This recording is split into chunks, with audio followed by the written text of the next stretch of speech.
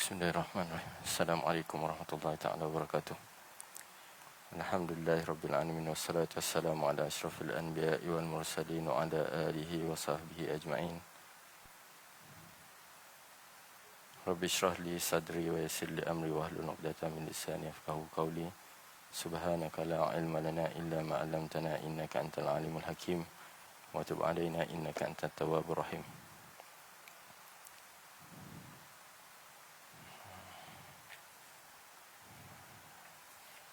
Baik. Kitab ni dia order 50. Yang tak dapat tu ada baki lagi 20 lebih kurang. Yang disponsor oleh ni. Jadi siapa yang nak beli ke,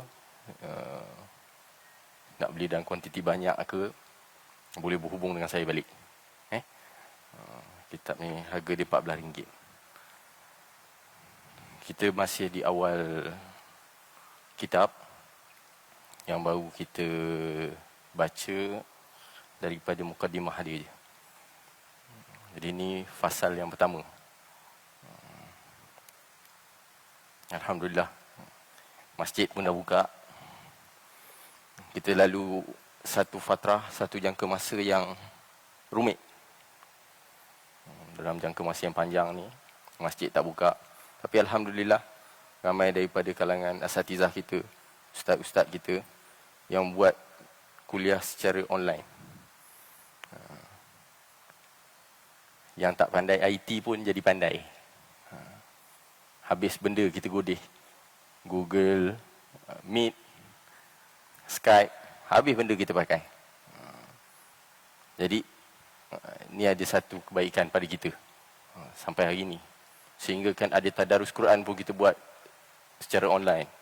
Seorang baca semua kena tutup suara. Takut bertindih. Jadi Alhamdulillah. Dalam fatrah yang panjang ni, ada kalangan mereka yang dah habis baca satu kitab. Dia buat daurah 2 jam, 3 jam sekali baca. Jadi ada kesempatan, ada kelapangan, kita boleh tengok balik apa yang boleh memberi manfaat kepada kita. Baik, bismillahirrahmanirrahim.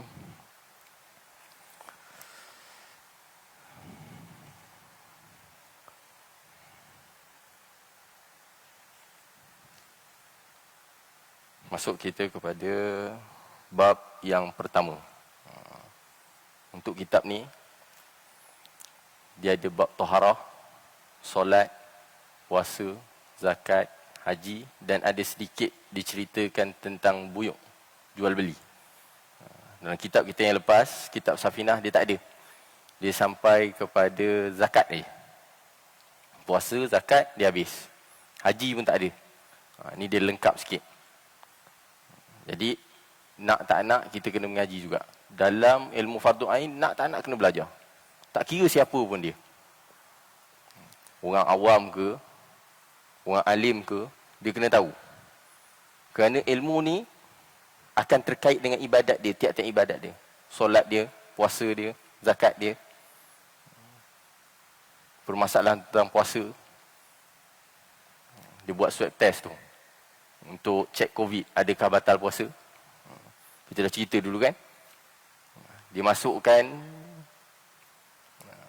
benda tu masuk dalam hidung dia ni. Adakah batal puasa dia? Kan ada kita yang balik daripada Singapura waktu Ramadan, dia buat swab test tu, adakah batal puasa dia? Itu semua dia kena tahu. Jika batal puasa dia, maka kena dia qada ke atas dia pada hari yang lain. Walaupun saya tak makan, walaupun tak makan, jika batal. Dalam fatrah puasa tu juga, kita lalu banyak fatrah. Ni masuk pula kepada raya korban ataupun Aidil Adha kita. Yang mana Aidil Adha ni jadi unik. Tak boleh berkumpul. Tempat penyembelihan pun ada yang ditetapkan. Masjid dan surau kalau nak buat kena ada permit. Dia jadi unik. Sebelum ni, satu lembu 50 orang tumbangkan. Dalam masa yang sulit ni, dia jadi kita kurangkan. Untuk seekor lembu seorang nak tumbangkan, mungkin mustahil bagi kita. Jadi kita lalu waktu-waktu yang sulit ni. Ada setengah masjid dan surau yang terus tak buat kerana dia rasa dia tak dapat kontrol. Kita boleh tetapkan, takkan kita nak sembelih kunci pagar. Jadi ada setengah masjid yang terus tinggalkan. Masjid ni buat, ada korban. Tapi kita tak dapat buat seperti dulu. Yang mana kita boleh tengok sendiri binatang yang dikorbankan. Sembelih sini, ke pusat penyembelihan. Sembelih sana. Satu masa yang rumit bagi kita. Tapi jangan sampai kita tinggalkan. Ada kelapangan, ada kemampuan, kita buat. Jika ada kemampuan. Baik. Bismillahirrahmanirrahim. Qala al-musannif rahimahullah ta'ala wa nafa'ana bihi wa bi ulumihi fid dharain. Telah berkata pengarang, moga-moga ilmunya memberi manfaat kepada kita dunia dan akhirat. Babut taharah. Masuk kita kepada bab yang pertama, iaitu bab bersuci. Sebelum kita nak lakukan ibadat, kita kena bersuci. Dia ada alat dia, dia ada cara dia. Cara bersuci ni tak kira lah tayamum, wuduk, mandi wajib, basuh. Jika ada najis, macam mana kita nak selesaikan dia? Dengan basuhan. Basuhan pula dikelaskan satu-satu. Najis yang ringan, najis yang sedang, najis yang berat. Kaedah penyuciannya lain-lain. Jika tidak ada air, macam mana kita nak buat? Ada mandi wajib, ada wuduk. Dalam mandi tu ada pecahan banyak. Mandi sunat, kita ada mandi wajib. Mandi wajib kita ada 6. Kalau kita tengok dalam Safinah dulu, ada 6 perihal yang mewajibkan kita mandi. 6 benda yang jadi pada kita, kita kena mandi wajib. Ada pun mandi yang sunat, sebahagian kitab menulis ada yang 18. Mandi sunat ada 18. Apa dia mandi sunat yang 18 tu? InsyaAllah sampai kepada fasa tu, kita akan cerita sikit-sikit. Mandi sunat hari raya, mandi sunat Jumaat, mandi sunat gerhana. Jadi berapa mandi sunat tu? Baik. Kemudian ada peralatan, alat yang digunakan dalam kita bersuci. Kita guna debu, kita guna batu apabila kita nak istinja, istijmar. Bersuci daripada kita buang air tu boleh pakai batu. Ada yang menggunakan debu, ada kita guna batu, ada kita guna air. Debu kita guna masa tayamum. Mungkin pada kita hari ini, tayamum ni tak perlu kita belajar. Sedangkan penyakit tu boleh datang. Penyakit tu mendatang. Jika tidak boleh kita guna air pada anggota, adakah perlu kita tayamum atau kita boleh solat saja? Jadi berapa kaedah dia. Jadi peralatan-peralatan tu yang kita gunakan. Baik. Bab taharah faslun, fasal yang baru, fasal yang pertama, furudul wudu sittatu asya'. Muka surat yang keempat. Al-awwalu an-niyah. Wa hiya imma niyatu raf'ul hadasi aw taharah lis-shalah wal wudu. Disebut yang pertama. Untuk furudul wudu ini ada 6 perkara. Fardu rukun dia ada 6. 4 diambil daripada Quran. Iza kuntum ila shalah fagsilu wujuhakum tu. Disebut dalam Quran ada 4 je. Mana datang lagi 2 daripada hadis Nabi. Jadi ulama ni dikeluarkan. 4 diambil dari Quran, 2 diambil daripada hadis. Jadi yang pertamanya disebut niat. Niat ni apa? Qasdu syai'in muqtarinan bi fi'lihi. Rasa nak buat sesuatu berserta dengan perbuatan yang pertama dia. Wahya, sama ada dia berniat itu mengangkat hadas atau bersuci untuk solat ataupun wuduk. Tak kira apa pun niat dia. Daripada basuhan yang pertama tadi, untuk basuhan muka tu dia kena niat. Sahaja aku mengangkat wuduk, boleh. Nawaitu raf'al hadasil asghar, boleh. Nawaitu wuduk lissalah, boleh. Nawaitu taharah lissalah, boleh. Apa je niat dia. Tak wajib dalam bahasa Arab. Cuma disunatkan untuk kita talaffuz biha. Lafazkan. Nawaitu raf'al, tu sampai habis. Ada pun niat yang dalam hati tu tempat dia tu. Masa basuhan yang pertama kita niat. Nawaitu lil wudu. Sahaja aku berwuduk, boleh. Sahaja aku mengangkat hadas kecil, boleh. Sahaja aku bersuci untuk solat, boleh. Apa pun niat dia. Jelas? Baik. Tempat niat adalah hati. Wa talaffuz biha sunnah, dan melafazkan niat sebelum daripada kita buat benda tu, hukum dia sunat. Baik, kemudian yang kedua, wa takunu hazihi inda ghuslil wajh, dan hendaklah niat itu pada permulaan membasuh muka. As-sani, yang kedua, waslul wajhi jami'ihi sya'ran wa basharan illa batinal lihyah al-kasifa wal aridain al-kasifain. Yang kedua, membasuh keseluruhan wajahnya ataupun mukanya, termasuk bulu-bulu dan kulit, kecuali bahagian dalam janggut yang tebal dan kedua-dua bulu jambang yang tebal. Baik. Ni kita nak cerita dia. Untuk muka, dia ada had basuhan. Kita selama ni, kita ambil wuduk sambil lewa. Ada yang basuh kaki, dia ulur je kaki dia. Kena, tak kena sudah. Dia basuh, sampai kepada kaki tu, dia ulur je kaki dekat air. Kena, tak kena tak apa. Jadi, sah atau batal sesuatu ibadat, kita tahu.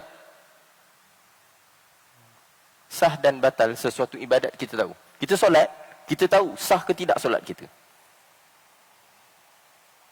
Kita tak perlukan hakim untuk tentukan solat awak batal, solat awak sah. Kita boleh tentukan sendiri solat kita batal ataupun sah. Dia berdiri solat dalam keadaan sebelah kaki diangkat. Dia berdiri sebelah kaki. Sah ke batal solat dia? Dia berdiri sebelah kaki. Bukan keadaan lenguh ke apa, saja berdiri sebelah kaki. Ataupun dia solat dalam keadaan dia bersandar. Masjid ni tak untung bagi dia, kerana tak ada tiang-tiang yang dia boleh sandar. Kena hari Jumaat, rakaat pertama dibaca surah Insan. Rakaat kedua, sajadah. Rakaat pertama sajadah, rakaat kedua Insan. Surah yang panjang. Kena pula belakang ada tiang, elok disandar. Adakah sah ataupun batal solat dia? Solat dia sandar. Ataupun kedudukan kaki dia yang tidak selari. Satu ke depan, satu ke belakang. Dia tak duduk macam tu, tapak kaki dia. Satu depan, satu belakang. Semua itu tidak membatalkan solat. Niat main-main batal.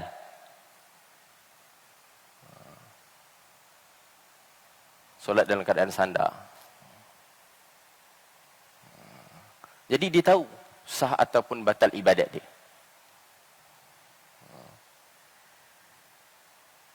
Dengan bacaannya, dengan perbuatannya dalam solat, dia kena tahu. Baik. Jadi, untuk basuhan muka tadi pun dia kena tahu apa had dia. Keluasan muka dia. Tiap-tiap orang dia mempunyai keluasan muka yang berbeza. Dia ada panjang kali lebar dia. Tulan wa urtan dipanggil. Panjang dia min manabati syair ila muntahahil lihyah. Daripada permulaan anak rambut dia sehingga kepada dagu dia ni. Adapun bawah-bawah ni tidak dikira sebagai muka. Sebab tu jika perempuan dia semayang yang boleh buka muka. Jadi dia tarik telekung dia tu. Dia pandai. Ketika mana dia solat, dia tutup.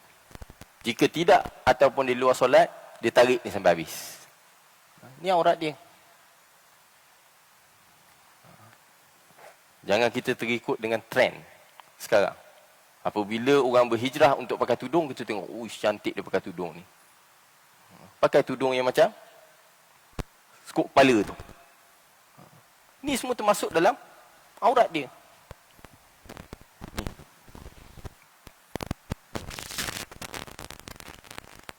Aurat perempuan bukan macam aurat lelaki.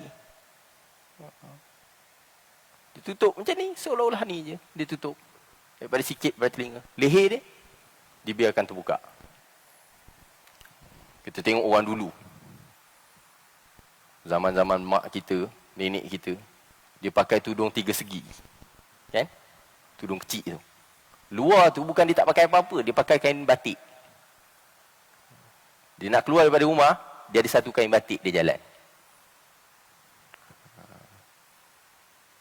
Tudung kecil tu dia pakai dalam rumah. Keluar tu dia pakai kain batik. Cuba kita hari ni pergi JBCC pakai kain batik tu. Macam tak payah jauh pergi mamak depan ni, pakai kain batik orang ramai tu. Jaganya kita dengan aurat kita.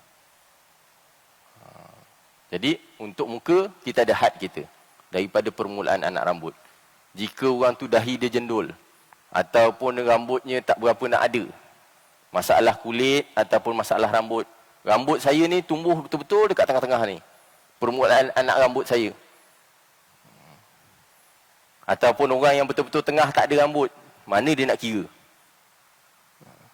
Kita tengok orang yang botak tengah, kira pada tepi ni. Saya tengah tak ada. Nak kira pada mana? Ambil daripada ukuran orang yang muqtadil. Kebiasaan.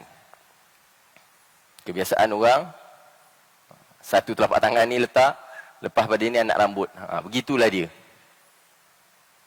Walaupun dia tak ada rambut. Ambil kebiasaan dia. Sehingga kepada dagu. Itu tulan panjang dia. Ada pun lebar dia, urdan ma bainal uzunain. Antara kedua telinga. Ini ulama bahas ni. Adakah telinga termasuk, cuping telinga ni termasuk dalam had muka ataupun tidak. Kita kelaskan telinga dalam perkara yang sunat. Dia punya ni. Jadi, bainal uzunain diambil daripada atas ni sehingga bawah ni, dan di antara telinga ni tadi wajib untuk dibasuh.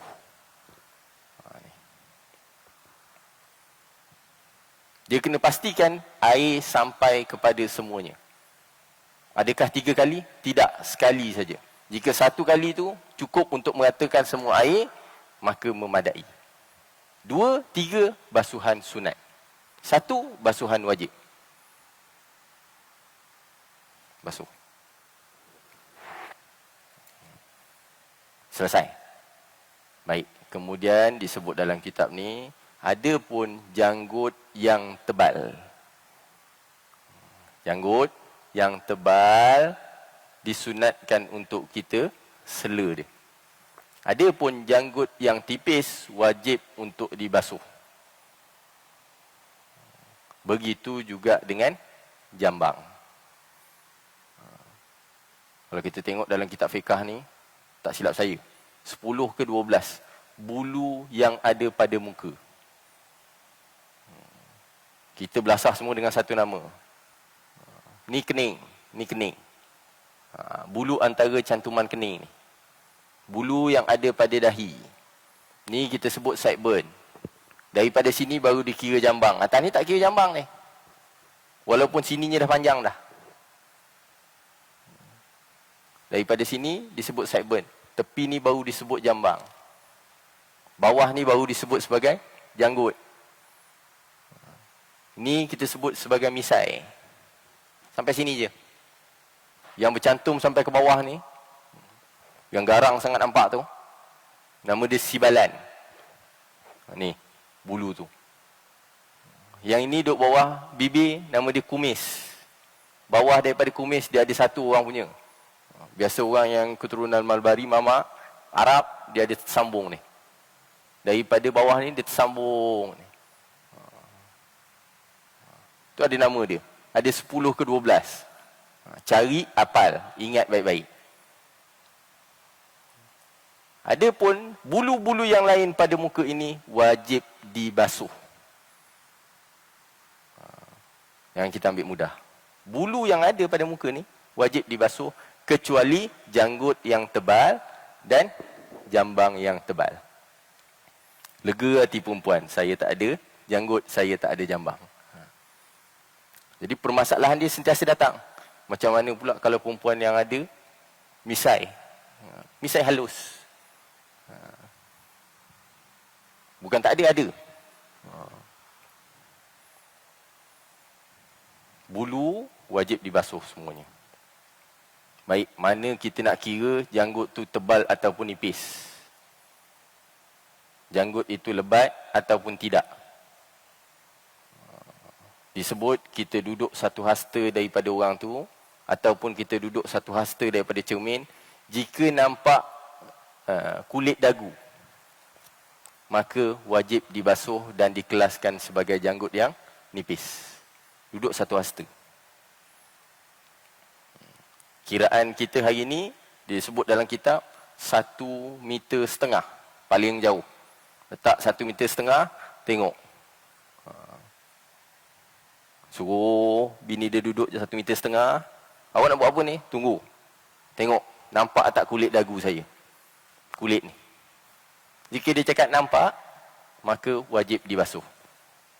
Jika tidak, sunat untuk disela. Jadi kaedah basuh dia, sela dia. Dia tak ambil daripada atas ni ke bawah, dia ambil daripada bawah ke atas. Ni. Sunat dia. Basuhan kaki, basuhan tangan, dia ada kaedah dan cara dia. Sunat dia. Baik. Selesai masalah janggut dan jambang tadi. Kemudian yang ketiga. Waslu yadaihi ma'a mirfaqaih. Membasuh tangan beserta dengan sikunya. Bukan sehingga siku. Beserta dengan siku dia. Dan kaedah fiqah sebut la yatimu al-wajib illa bihi fahuwa wajib. Hukum untuk tambah benda ni jadi wajib. Dia tak dapat betul-betul kiraan ukuran yang tepat sehingga kepada siku dia. Maka hukum dia tambah sikit basuhan tu adalah wajib.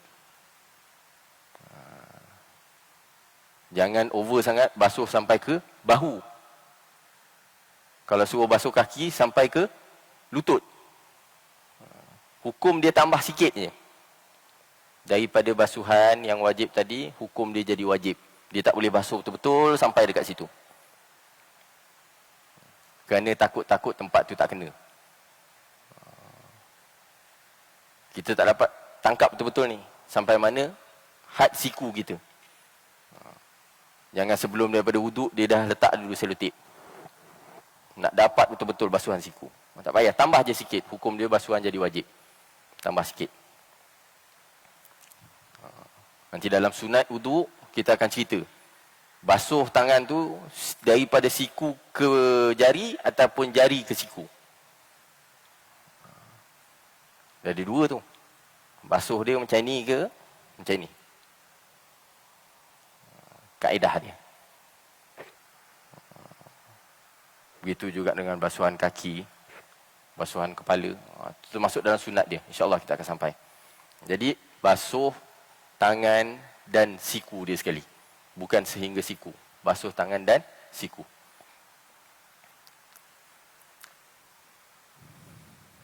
Kemudian yang keempat.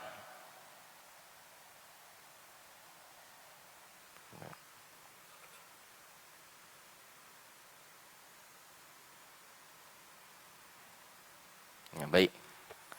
Untuk masalah tangan tadi. Bagaimana dengan orang yang ada jari lebih? Kebiasaan orang ada 5 jari sebelah. 2 ni ada 10.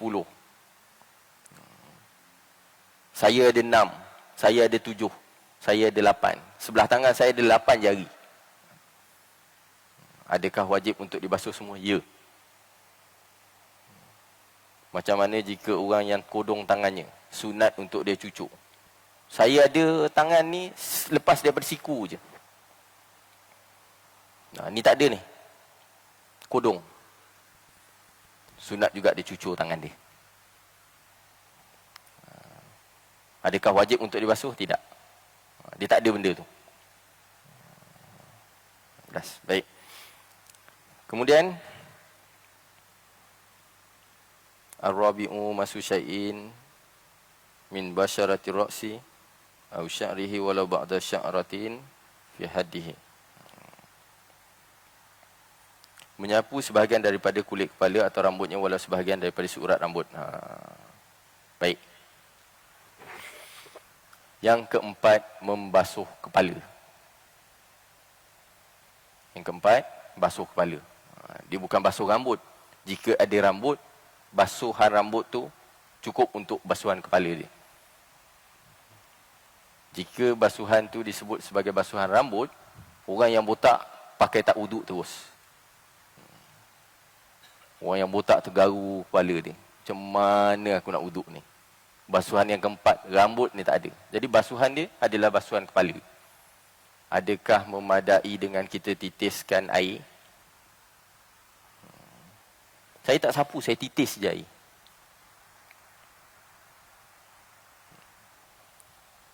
Dan kaedah yang paling sempurna untuk dia basuh rambut dia adalah menyapu keseluruhan kepala. Dalam mazhab kita Syafi'i, hukum sapu keseluruhan kepala adalah sunnah. Sapu keseluruhan kepala.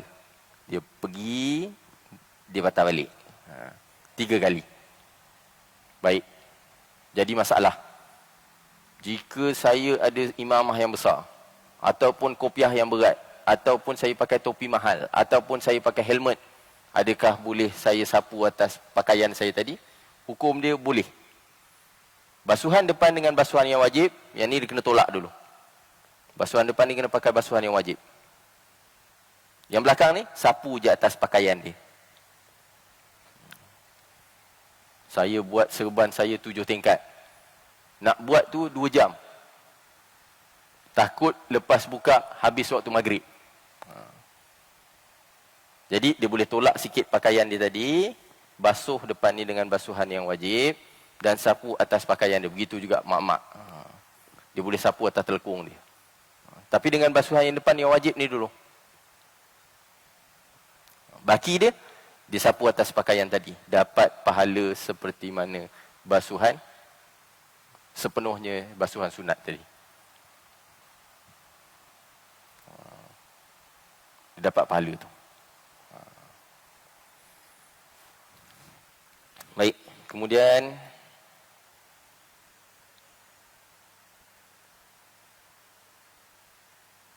yang kelima, ghuslu rijlaihi ma'al ka'baihi, membasuh keseluruhan kaki beserta buku lalinya.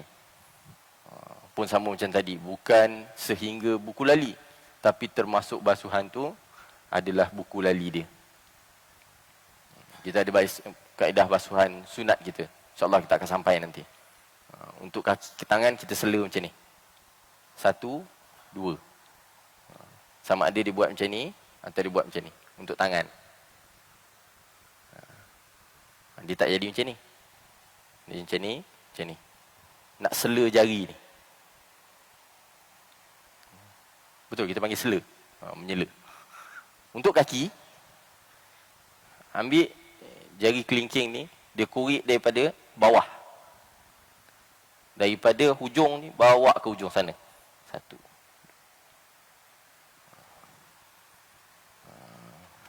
Nampak? Ni kaki. Ni kaki. Ambil jari kelingking ni, dia kurik pada bawah ni.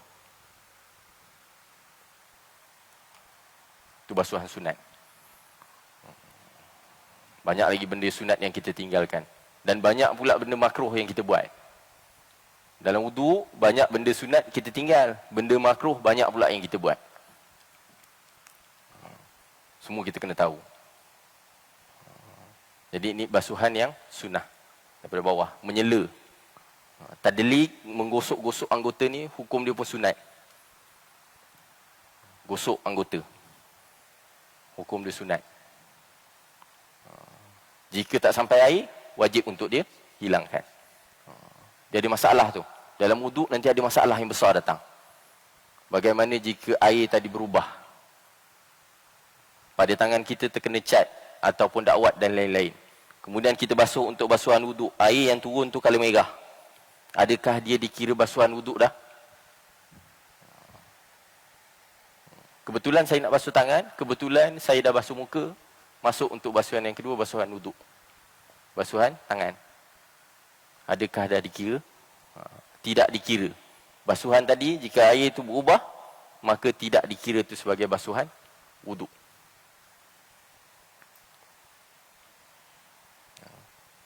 Dia berbeza tu. Untuk basuhan perempuan, yang disebut hilangkan dulu makeup yang ada pada muka, bukan takut air tak kena.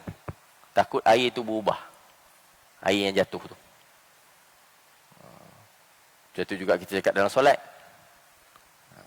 Orang yang solat begini, tak sah sujud dia. Ni apa masalah dia ni? Dia sujud, apa masalah dia? Adakah masalah dia dahi tidak terbuka, ghairu maksyufah ni, ataupun dia sujud di atas tempat yang bergerak dengan pergerakan dia?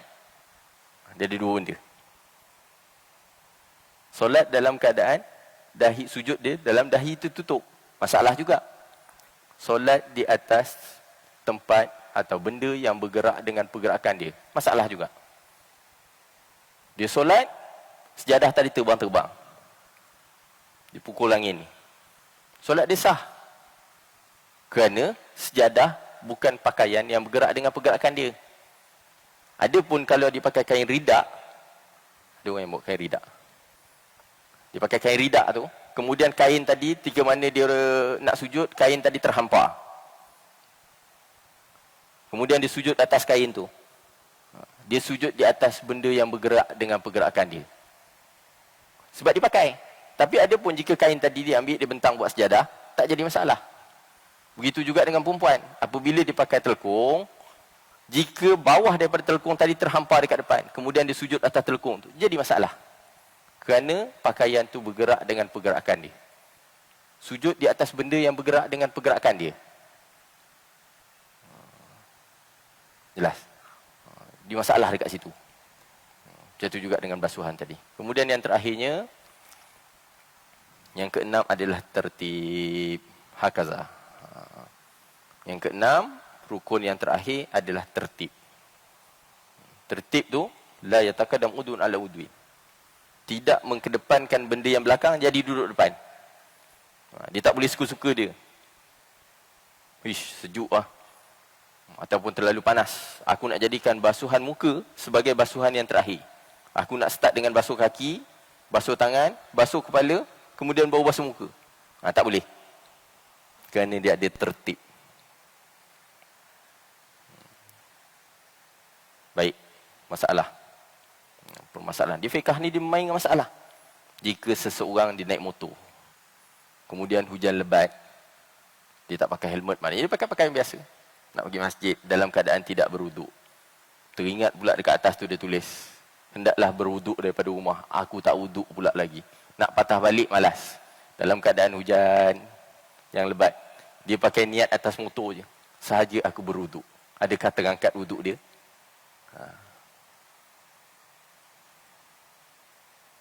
Naik motor, basah-basah dah. Basuhan apa yang basah macam ni? Saya berwuduk. Ataupun wuduk orang yang dia terjun dalam kolam. Nak basuh, malas. Aku nak terjun dalam kolam dengan semua basuhan. Dia nak terjun dalam kolam. Ataupun kolah masjid. Susah nak ambil satu-satu. Apa kata kita terjun je dalam kolam? Adakah terangkat basuhan wuduk tadi? Terangkat. Dengan niat. Dan dia kena duduk dalam air dalam jangka masa yang sekejap. Tertibnya duduk mana? Yang sekejap tu.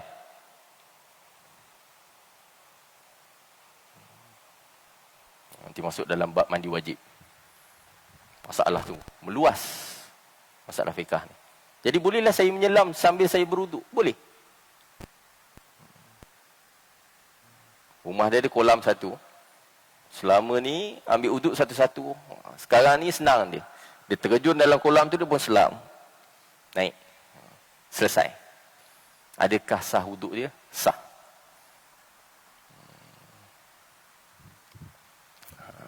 Jelas. Okey. Baik, sedikit tambahan. Nak ambil dah. Antara perkara-perkara yang selalu kita buat.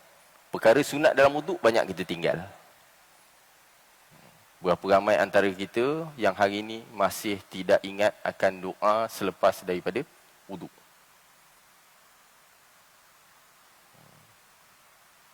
Allahumma ja'alni minat tawabin wa ja'alni minal mutatahhirin wa ja'alni min ibadika salihin. Sunat, dia menghadap kiblat, angkat tangan sedikit tinggi.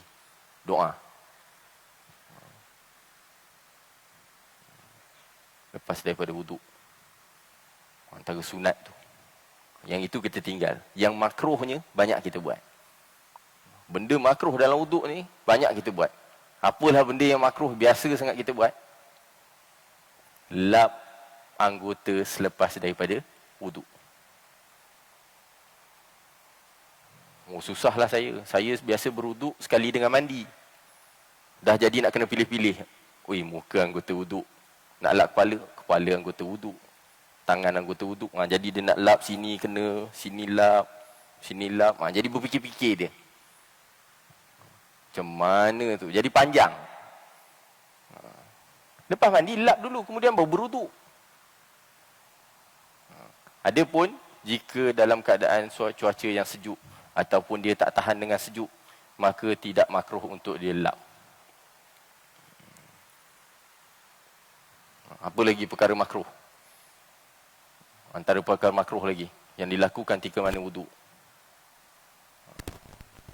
Menampar-nampar air pada anggota. Baru lepas kena maki dekat pejabat, ambil wuduk nak sembahyang Zuhur, dia ambil air tadi, dia lempar-lempar pada muka dia. Menunjukkan rasa protes. Hukum dia makruh. Menampar-nampar air. Buat slow-slow. Antara perkara-perkara yang makruh. Ketika mana kita mengangkat wuduk. Ini masalah perihal tentang wuduk. InsyaAllah kita akan sampai kepada sunat dalam berwuduk. Kemudian ada waktu yang sunat untuk berwuduk. Bila waktu sunat untuk kita pergi ambil wuduk? Kita tahu yang wajib je sebab nak solat. Sunat tu bila? Apabila nak mengaji, sunat ambil wuduk. Apabila kita nak baca Quran, ambil wuduk. Apabila kita nak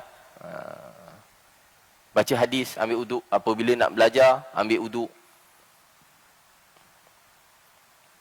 Apa lagi? Apabila dalam keadaan marah, ambil wuduk. Apabila bercerita tentang hal orang, ambil wuduk. Ghibah, namimah, tu semua ambil wuduk. Apabila berkata-kata dengan perkataan yang kotor ataupun kesat, sunat dia ambil wuduk. Yang berkata-kata kan mulut. Kenapa sunat ambil wuduk? Ambil wuduk. Apabila berada dalam keadaan marah, sunat ambil wuduk. Apabila nak tidur, sunat ambil wuduk. Keadaan sunat untuk kita ambil wuduk. Ada waktu-waktu yang disunahkan untuk kita ambil wuduk. Itu baru cerita kita tentang wuduk. InsyaAllah pada pertemuan akan datang, kita akan cerita tentang sunanul wuduk. Sunanul wuduk. Sunat-sunat dalam wuduk. Bersiwak. Kita gantikan dengan gosok gigi. Adakah boleh? Siwak ketika mana solat. Kan solat disunatkan untuk kita bersiwak. Tapi saya siwak dekat rumah lagi. Saya bergosok gigi. Saya tak ada kayu sugi. Kayu Arab tu saya tak ada. Adakah saya gosok gigi dekat rumah dah dikira siwak? Kerana fatrah tu, waktu tu terlalu panjang. Daripada rumah, singgah kedai dulu, baru nak tunaikan solat. Saya tak ada kayu siwak, bau gigi dia. Tapi keterlaluan pula, duduk dalam saf gosok gigi.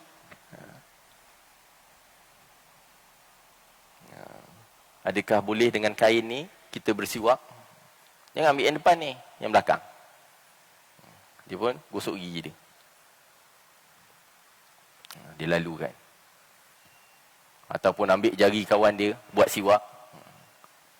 Adakah terangkat siwak tu tadi? Kita tak nak cerita pengotor selekeh. Tidak. Kita nak cerita. Adakah terangkat ataupun dapat dia pahala siwak? Ji, pinjam jari awak. Buat apa? Buat siwak.